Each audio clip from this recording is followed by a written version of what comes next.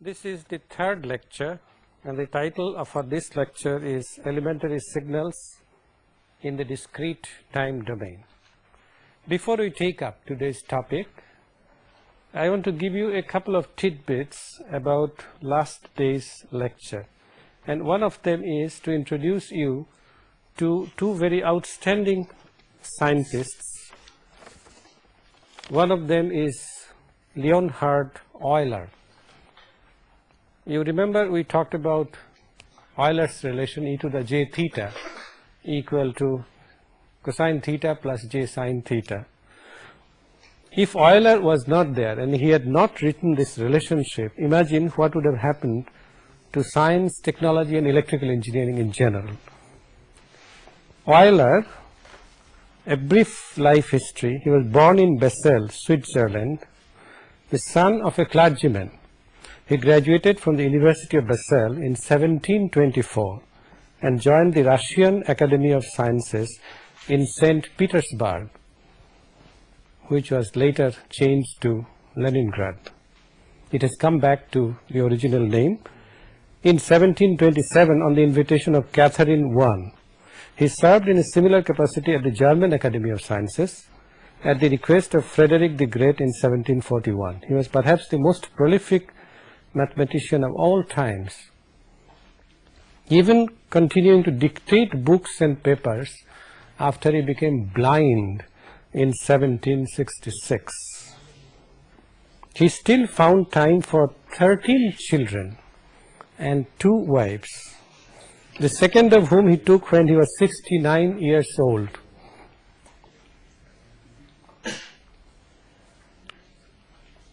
Swiss mathematicians are still publishing his papers, and it is estimated that his works will eventually fill 60 to 80 large volumes. He was so prolific in his scientific contributions. The other name that we mentioned is that of Heinrich Hertz. The unit of frequency, cycles per second, as you know, has been renamed as Hertz, and this is Hertz. The brief biography of Hertz that I could get is that he died very young, only at the age of 37. He was born in Germany, in Hamburg, the oldest of 5 children in a prominent and prosperous family. After graduation from high school, he spent a year with an engineering firm in Frankfurt, a year of volunteer military service in Berlin, and then a year at the University of Munich. Finally, he entered the University of Berlin as a student of the great physicist Helmholtz. You heard about Helmholtz earlier? Okay. Hermann von Helmholtz. Later, Hertz received his doctorate and was a professor at Karlsruhe when he began his quest for electromagnetic waves. It was there that he met Elizabeth Doll, the daughter of one of his fellow professors, and after a 3-month courtship they were married. Only a few years after his famous discovery, that is the radio waves, he first showed that radio waves as theorized by Maxwell did exist in practice. Hertz died on New Year's Day in 1894 of a bone malignancy at the young age of 37. His researches ushered in the modern communication age, and in his honor the unit of frequency, that is cycles per second, was named the Hertz. This is about the two scientists. Then a couple of things which, couple of tricky things which we should have done in the second lecture, but we left out. One of them is, if x of t is an even function, what can you say about x of t minus 1? Is it also even? The answer is no. We'll find out. If you do not understand why, we'll find out later in the tutorial class. The other thing that I left out is the relationship between u of t and delta of t. since you know there is a formal difficulty in defining delta t is a unit impulse occurring at t equal to 0, the amplitude is infinitely large, but the area under the curve minus infinity to infinity delta tau d tau is equal to 1. The relationship between the two is that delta t is the differential coefficient of ut. There is a formal difficulty in doing this, and therefore it is better to look upon them as limiting functions. That is, what we do is, this is our ideal unit step. Now I consider a function like this, which goes to 1 at time delta, small delta, all right. Then its height, its slope is 1 by delta, because this is the time axis. The slope is 1 by delta. If we plot the slope versus time, if we plot the slope versus time t, then you see the slope is a constant of value 1 by delta, and this stays for time delta. It is 0 outside t greater than delta or t less than 0, and you see if you take this area is simply equal to 1, and you can easily see that u of t, if we call this function as u1 of t and this function as delta 1 of t, you can easily see that u of t is u1 of t under the limit that delta tends to 0, all right. Similarly, you see that delta t, the formal unit impulse function, is simply delta 1 of t under the limit capital delta tends to 0. These are two limiting definitions of the unit step and the unit impulse, and perhaps to an engineer these make much more sense, because in the laboratory you can neither generate a step nor an impulse. In the laboratory what you can generate is perhaps a steep rising waveform which approximates a unit step. In the laboratory what you can generate is a large pulse of short duration, and that is what perhaps approximates a unit impulse. There are a couple of properties of the impulse function which are of interest. For example, if I multiply x of t, an arbitrary function, by a unit impulse function, you see that because delta t exists only at t equal to 0, it doesn't exist anywhere outside t equal to 0, this should be the same as x of 0 multiplied by delta t, because the value of x that is meaningful is only at t equal to 0. This, in a more general form, suppose x of t is multiplied by delta t minus tau, where tau is a constant. Then you see this should be equal to the value of the left hand side exists only at t equal to tau. It doesn't exist anywhere else. So this is simply equal to x of tau delta of t minus tau.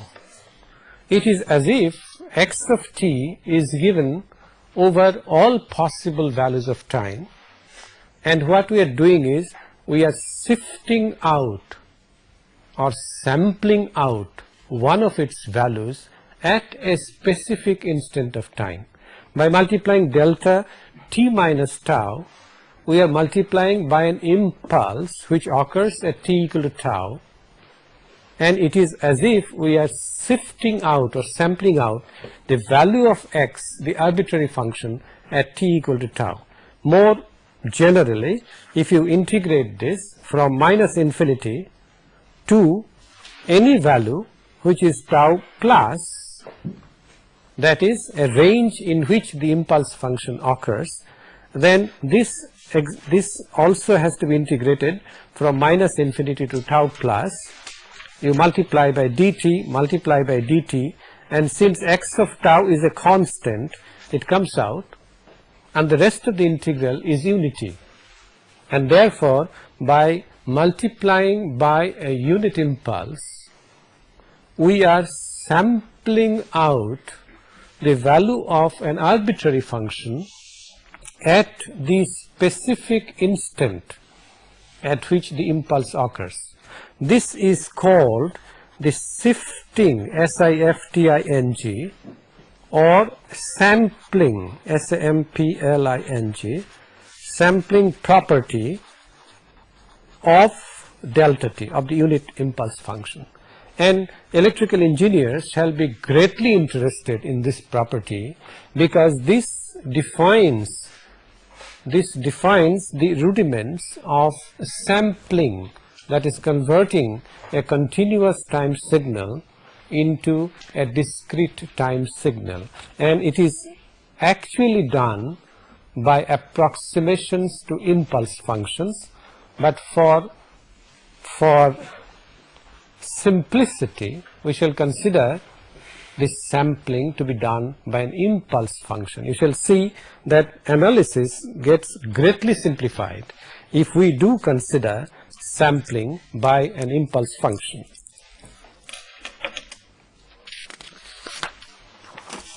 Now we can consider the elementary signals in the discrete time domain, dt elementary signals.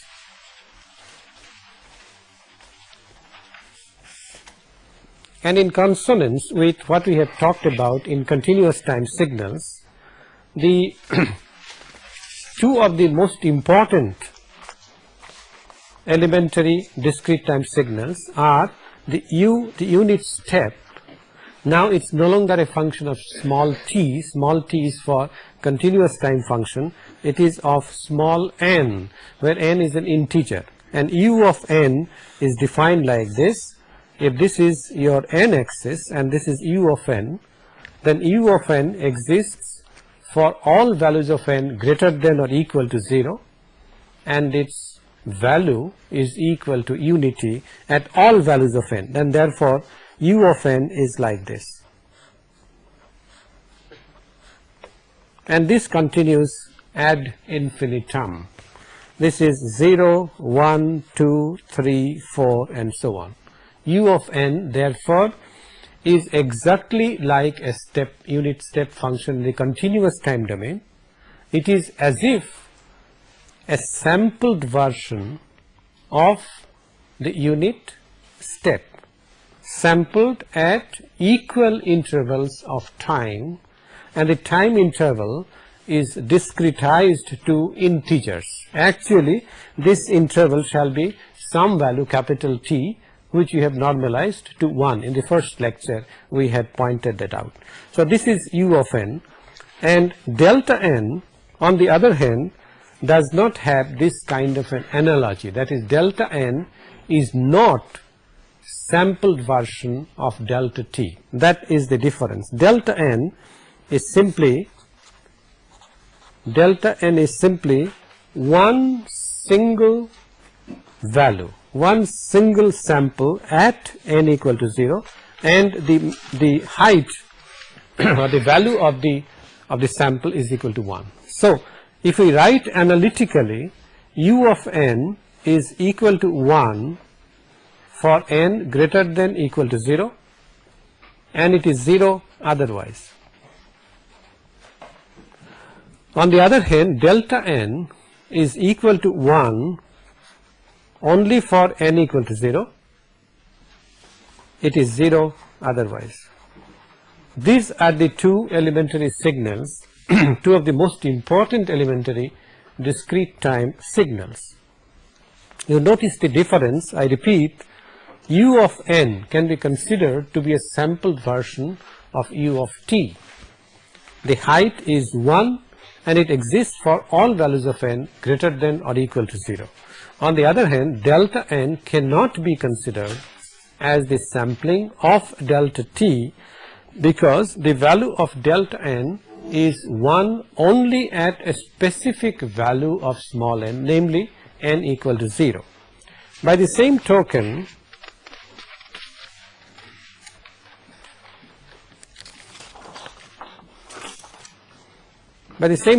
if I say delta n minus half, can somebody tell me what this function will look like? Is it a shifted version? Yes, yes. It is not, because the argument is not an integer. If it is a discrete time signal, it has to be, the argument has to be an integer. So delta n minus half does not exist. Poor function. On the other hand, if I take delta n minus n0, where n0 is an integer, that is the most important thing. n0 is an integer, then delta n minus n0 is a function which exists, which is equal to 1 at n equal to n0 and is 0 otherwise. So delta n minus n0, if n0 is an integer, is indeed a shifted version of delta n. The relationship, well, the other difference that I wanted to mention between delta t and delta n is that delta t, the amplitude is infinite. It's measured, it's defined in terms of its integral. On the other hand, in the discrete time domain, the amplitude is 1, and it does not have to be defined by an integration. An integration is impossible because it exists only at a specific value of n. Alright, what is the relationship between delta n and u of n? You can see that in u of n is 1 for all values of n greater than or equal to 0. If you retain only the n equal to 0 term and discard all others, that is, if you take u of n and subtract from it a shifted version of u of n, shifted by one sample, that is u of n minus 1, then precisely what you get is a delta n. Isn't that right? You retain only the n equal to 0 term, n equal to 1, 2, 3, etc. They get subtracted because of u of n minus 1 with a negative sign. Alright, so this is the relationship between delta n and u of n, and you notice that it is very similar to the differential coefficient in the continuous time domain. Here it is not a differential coefficient, it is a difference. It is a difference. The difference of argument between the two is 1. So in a sense, it is an analog of the differential coefficient. The difference divided by the difference in the argument, which is unity, and therefore u of n minus u of n minus 1. On the other hand, if you take u of n and you take delta n minus, let's say, n0, alright, delta n minus n0 is a single pulse occurring at n equal to n0. Now if you superimpose such pulses at all values of n0 from 0 to infinity, that is, if you add such pulses, unit impulses in the discrete time domain from n0 equal to 0 to infinity, then obviously you get u of n. So u of n can be considered to be a superposition of an infinite number of unit impulse functions in the discrete time domain occurring at all values of the argument greater than or equal to 0. This relationship between u of n and delta n is extremely important, and almost all arbitrary functions can be expressed in terms of these two elementary functions, namely the unit step and unit impulse. Now, there are attempts to distinguish between these terms as far as continuous time domain and discrete time domains are concerned, but in the context of discussion it should be clear what we are talking about, and therefore we shall not enter into duplication of terms. We shall, if we say unit step, and if it is the continuous time domain that we are talking of, it is u of t. If it is discrete time, then u of n. It should be clear to you. So we shall keep the terminology the same. We next consider the third elementary signal, as we had done in the continuous time case, namely discrete time exponential. This is the third elementary signal of the discrete time domain. Now discrete time exponential, exactly like the continuous time, we define as C, some arbitrary constant alpha to the power n. We have not brought the exponent or e, but you see any arbitrary constant alpha can also be written in terms of e. If we put alpha equal to e to the power beta, then it is simply e to the beta n. That's how the exponential comes. So 2 to the power n, for example, is an exponential signal, because 2 can be expressed as e to the power beta. All right, any positive constant, positive or negative, it doesn't matter, to the power n is an exponential signal. We can consider, as in the CT case or continuous time case, we can consider the various possibilities for C and alpha. Suppose C and alpha are real, then the signal shall be real. All right. Well, since C is only a multiplying constant, that is, it determines the amplitude, let's normalize it to 1. All right. Let's normalize C to 1 and we consider various values of alpha. Suppose alpha is greater than 1, then naturally as n increases, the signal increases. In other words, if I plot C alpha to the n, what we will get is something like this. The amplitude of the signal shall increase exponentially. This envelope will be an exponentially rising envelope. On the other hand, if alpha is between 0 and 1, if alpha lies between 0 and 1, then the signal shall be an exponentially decaying one, because as n increases, alpha to the n, as n increases, 0.5 squared is 0.25, 0.5 cubed is 0.125, and so on. And therefore, as alpha increases, the signal decreases. The envelope, these are the individual signals, this is the envelope decreases exponentially. Now let's see what happens if alpha lies between -1 and 0. If alpha lies between -1 and 0, negative value, then you see alternately they will become positive and negative, right? So what we will get is something like this. We will get exponentially decaying signal, but if this signal is positive, the next one shall be negative, because alpha is negative. The next one shall be positive, the next one shall be negative, and so on. Okay, this is the case -1 less than alpha less than 0. If alpha is less than -1, if alpha is less than -1, then you see alternately the signals will be positive and negative, but it shall increase exponentially. That is,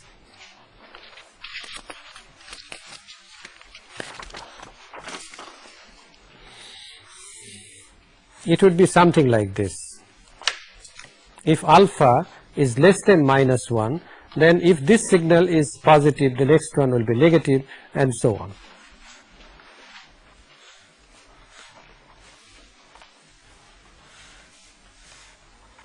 It is an exponentially increasing signal. Now these are as far as the real signals are concerned, C and alpha. Let's see, we'll have some fun if alpha is complex. Let's first consider the signal e to the power beta n, where beta is a purely imaginary quantity. Let's say beta is equal to j omega 0. Then the signal is e to the power j omega 0 n. And if you recall the corresponding continuous time signal e to the power j omega 0 t, you recall that this is always periodic. E to the j omega 0 t is always periodic. There always exists a capital T such that omega 0 times capital T is an integral multiple of 2 pi, always periodic. We shall see strangely that this is not always periodic. Before we see that, let's look at some of the finer aspects of this signal e to the j omega 0 n, capital omega. This is capital omega. You notice that e to the power j, if I increment omega 0 by 2 pi or any multiple of 2 pi, let's say k times 2 pi, n multiplied by n, what is the value? It is the same as e to the power j omega 0 n. This is because e to the j n k 2 pi is equal to unity. Alright. This is not true in the case of the continuous time signal. This is one big difference between a discrete time exponential signal, a complex discrete time exponential signal, and a complex continuous time exponential signal. If you increment small omega 0 by 2 pi or a multiple of 2 pi, the value does not become e to the j omega 0 t, whereas it does become here because small n is an integer. Now this brings out a very interesting fact which we shall utilize later, that is j omega 0 plus k 2 pi times n equal to e to the j n omega 0. This equation brings out a very interesting fact, namely that the possible values of omega 0 are only ranging from 0 to 2 pi. Isn't that right? If omega 0 is incremented by 2 pi, there is no change in the value of the signal, and therefore if you are tempted to call omega 0 as the frequency, the discrete time frequency, then omega 0, the range of omega 0 is between 0 and 2 pi. If you don't like 0, if you want to make symmetrical abscissa, then you can take from minus pi to plus pi, because it does not matter whether you exceed this range by any amount that you like. You can always fold back or come back to the basic domain. The reflection of this in practice is that the angular frequency in discrete time case can have values only between 0 and 2 pi or minus pi to plus pi. That is, wherever you start, you stop after 2 pi, then that is the basic range. Capital omega 0 has a range only between 0 and 2 pi. Is that clear? When you study digital filters or digital signal processing, you will see that capital omega 0, which is the digital frequency, always is taken between 0 and 2 pi. Not just that, it is taken between 0 and pi, and the reason for that is the following. I want you to follow this carefully. Suppose we take a e to the j omega 0 n, and I have said that you have to consider only the range 0 to 2 pi, because outside this the complex exponential repeats its value. It is not against time. Time is characterized here by small n. We are considering variation of capital omega 0. We did not consider it in the case of a continuous time signal, because continuous time signals do not have this property. This property is peculiar to discrete time signals only. Now, naturally we go from 0 to pi and pi to 2 pi, and if we follow our common sense, then obviously as we go from 0 to 2 pi, the frequency is increasing. Alright. Peculiarly enough, what happens is, if we call frequency, what is frequency? Frequency is the rate of variation or rate of oscillation. Now surprisingly, the rate of oscillation, as you go from 0 to pi, if you plot the rate of oscillation, while it increases, and then from pi to 2 pi it decreases. In fact, the frequency 2 pi is identical to the frequency 0. Capital omega 0 equal to 0, the value of the signal is 1. Capital omega 0 equal to 2 pi, the value of the signal is again 1, and therefore the frequency here and here are the same. So the frequency, this is quite contrary to what happens in the analog or continuous time signal, and therefore I am spending time on this to be able to impress upon you that it suffices in the discrete time domain to consider frequency from 0 to pi. All frequencies are here. So this is low frequency, this is high frequency, this region is high frequency, then again it becomes low frequency. Ultimately it goes down to 0. We started from 0. And therefore it suffices to consider from 0 to pi. Now why is this? I have not given any justification. Let's consider any frequency pi plus delta. Let's say this interval is delta. Then you see e to the power j pi plus delta is the same as e to the j pi multiplied by e to the j delta, which is equal to, what is e to the j pi? Minus 1. So minus e to the j delta. You see the frequency of oscillation, well, let's multiply by n now.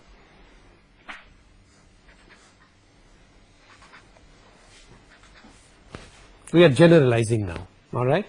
Pi plus delta multiplied by n. N is that time variable. J pi n, e to the j pi n can be plus 1 or minus 1, and therefore you should take it as plus minus. We are generalizing.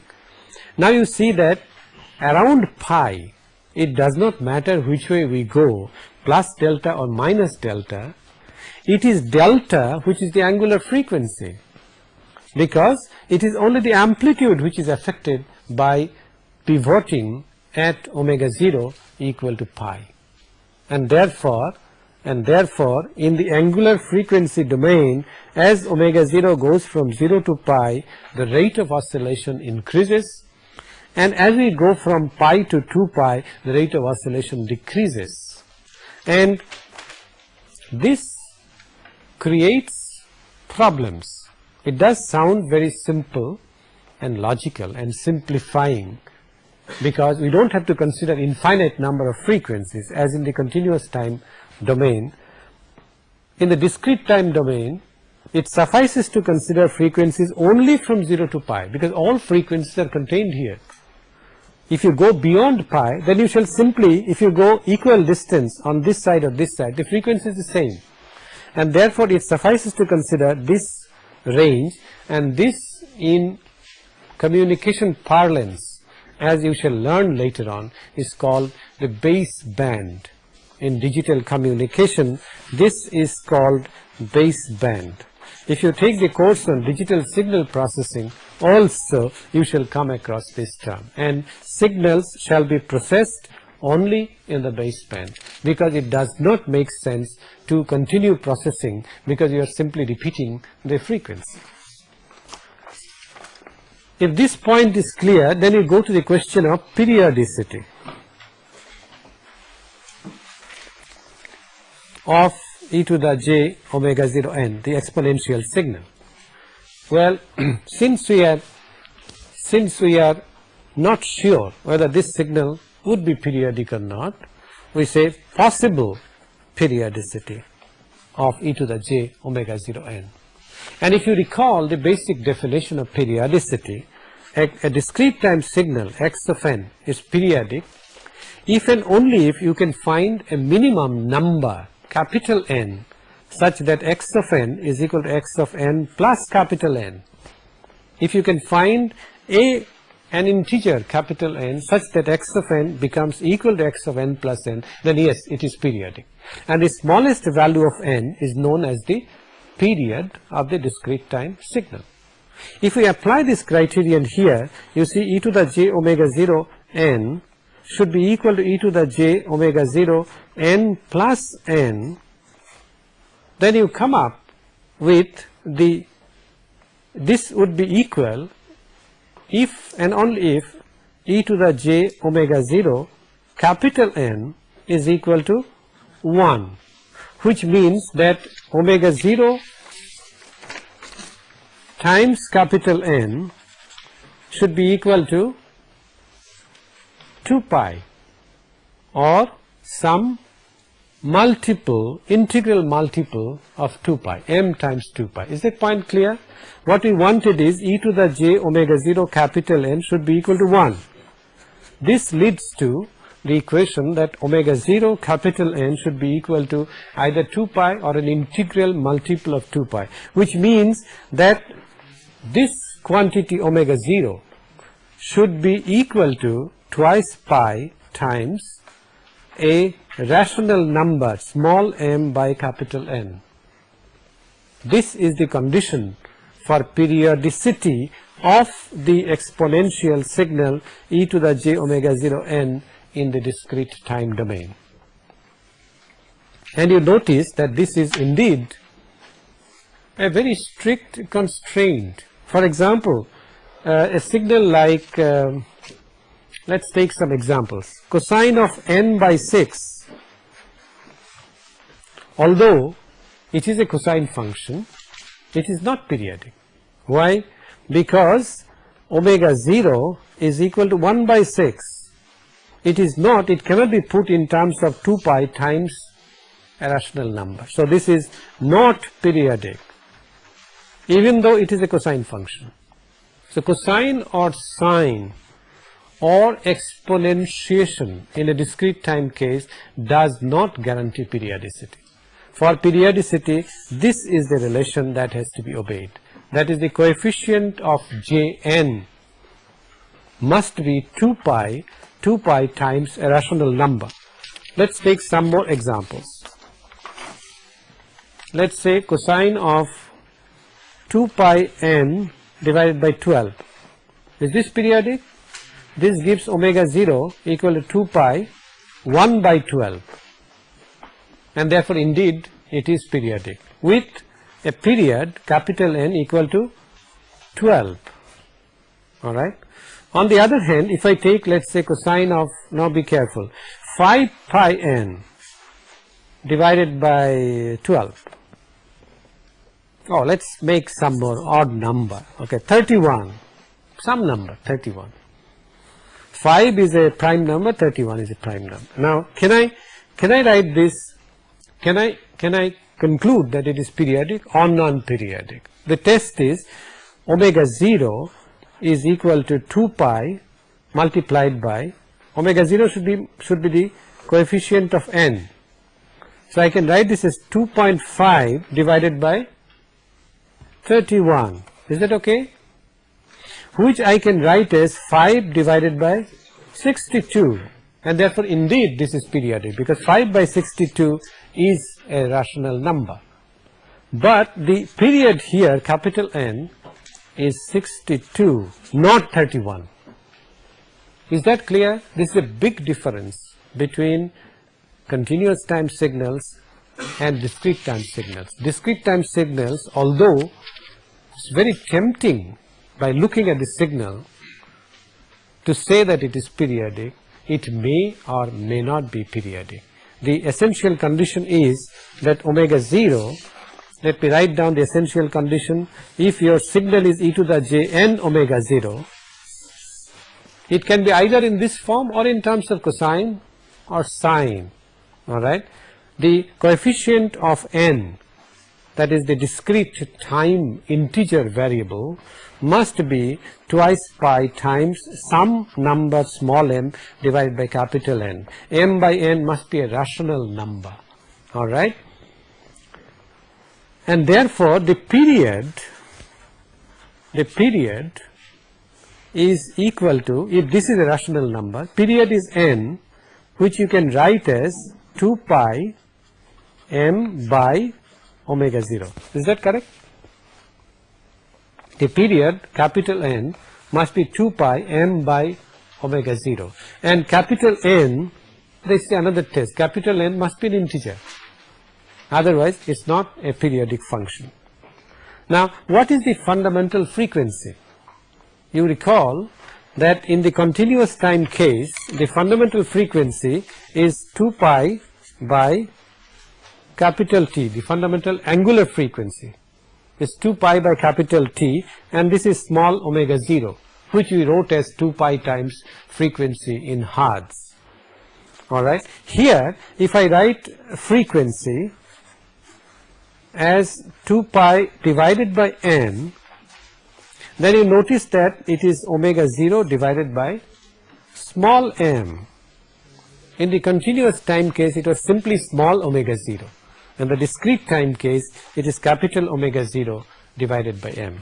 I emphasize that you have to get to your heart the difference between periodic continuous time signals and periodic discrete time signals.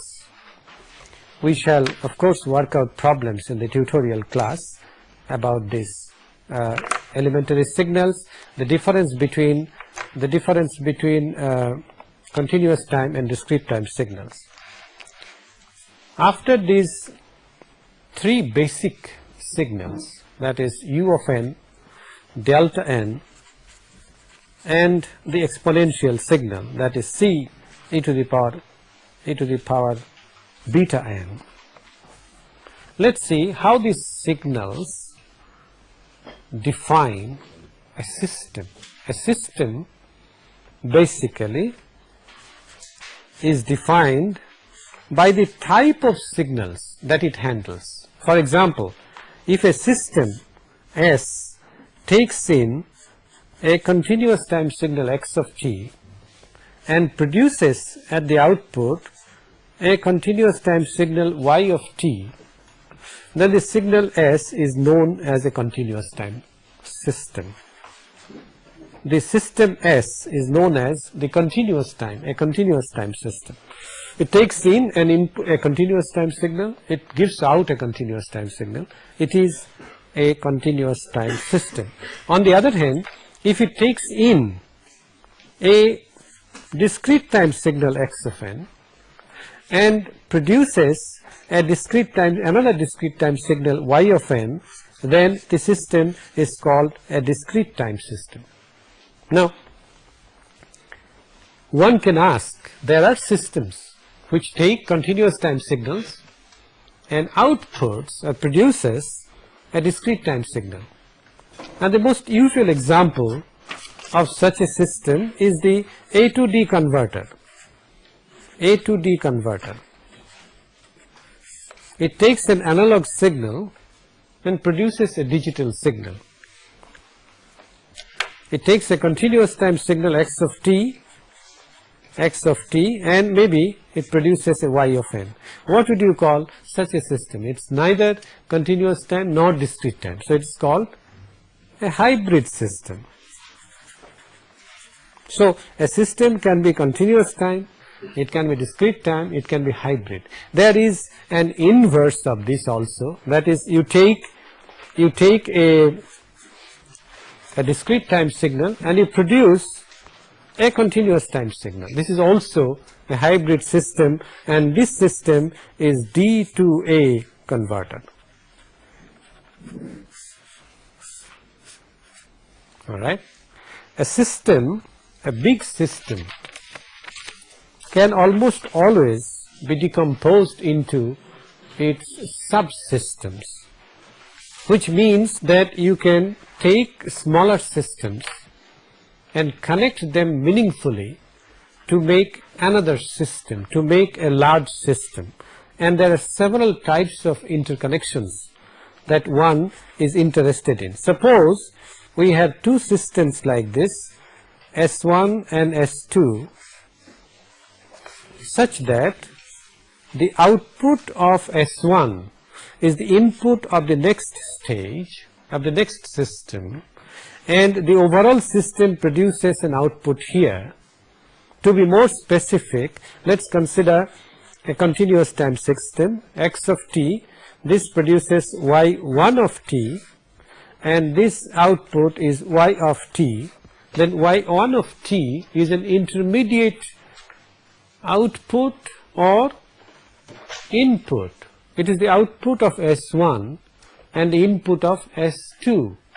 The overall system, if we consider this connection as the overall system S, then obviously it is a connection between S1 and S2 such that the output of S1 acts as the input of S2.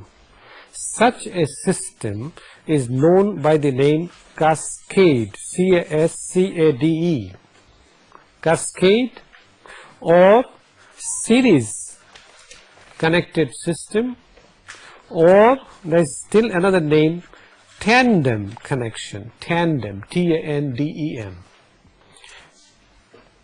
Such a connection is extremely useful in practical engineering. For example, if you want an amplifier with a gain of, let's say, 1000, then it may not be possible to get it with a single amplifying stage. You may have to use more than one stages. Then what you do is connect two or more amplifiers in cascade or in series or in tandem. In a similar manner, because I use the term series, there exists parallel connection of systems. If we have two systems, S1 and S2,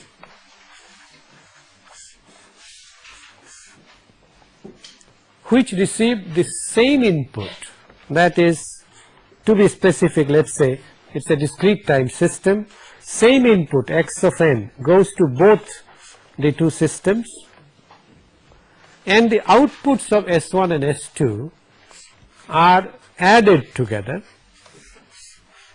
Outputs of S1 and S2 are added together, and this is the overall output y of n.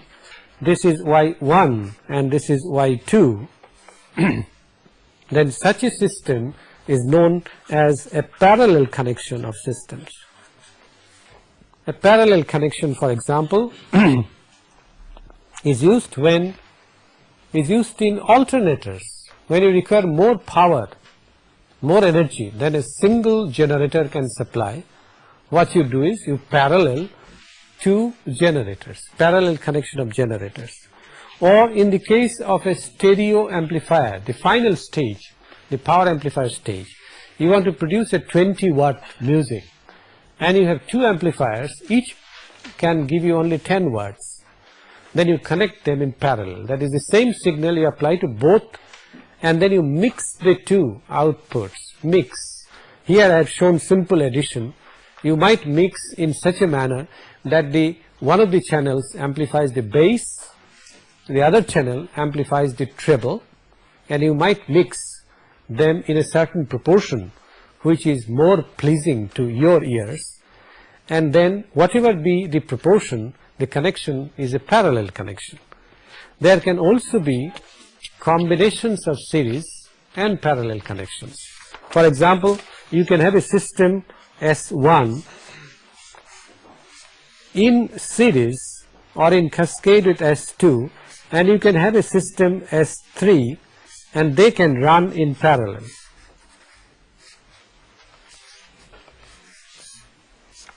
This is the overall output. You can have another system here, let's say S0, and this can be your basic input. All right? You can have such connections, series and parallel combinations of them. The third important connection of systems in practice is the so-called feedback connection. And you have already studied feedback amplifiers, and you know that in a feedback connection there are two systems S1 and S2 such that from the output of S1 the output of S1 is fed to another system S2, which feeds back to the input of S1, that is, there shall be a mixer like this, and then the output of S2 is mixed with the input to make a modified input to S1. This is the feedback connection, and the usual feedback that is used in practice in engineering is negative feedback. In other words, the signals usually subtract from each other. Negative feedback. But feedback is also a basic connection for engineering systems. We shall conclude this lecture by introducing to you a particular kind of systems, that is systems with memory, systems which can remember. Take a capacitor which is initially charged to a certain potential, let's say V0. A capacitor C which is charged to a certain potential V0, and then at time t equal to 0 you introduce a current I of t. You connect a current generator across this at t equal to 0. Let's say we have a switch which normally remains closed, it's opened at t equal to 0.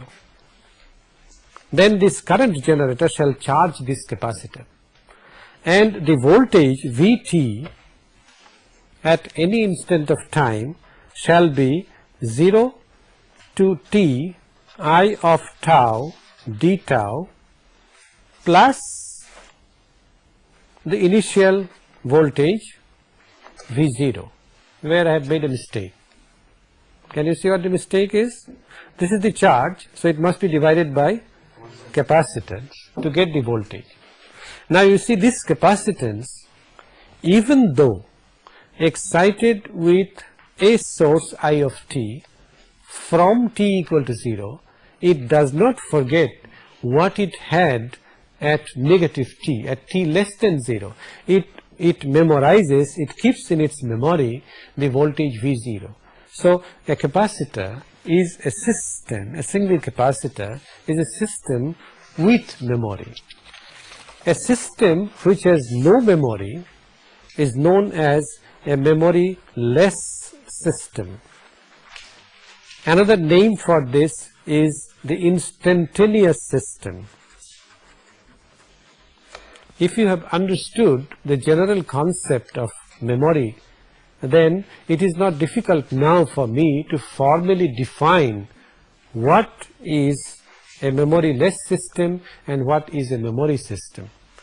A memory-less system or an instantaneous system is one in which the output at any instant of time, I could define in terms of continuous or discrete time, it doesn't matter, at any instant of time depends only on the present input. If it does, then it is a memory-less system. It does not remember what the input was an instant ago. For example, a resistor. You know the current is the voltage divided by the resistance, and the current changes instantaneously as the voltage changes. The present instant current is determined by the present instant voltage only and nothing else. On the other hand, if there is a system which gives an output depending on what the present input is and also the past inputs, then it is a system with memory. For example, y of n, let's consider a discrete time system in which y of n is equal to x of n plus x of n minus 1, then it is a system with memory. Suppose there is a system y of n which is summation, let's say k equal to 1 to let's say n, x of k. Is this a system with memory? Yes, it depends on x of n and also x of n minus 1, x of n minus 2 and so on. On the other hand, let's say we have a system with x of n minus x squared of n whole to the power half. Is this a system with memory? No. This is a memoryless system or an instantaneous system. The final word that I want to say is that a system with memory is also popularly known as a dynamic system. Resistor is a static component. It does not have memory. A capacitance and an inductor, they are systems with memory because they are dynamic elements. We shall consider more about the classification of systems and various kinds of systems in the next lecture. Thank you.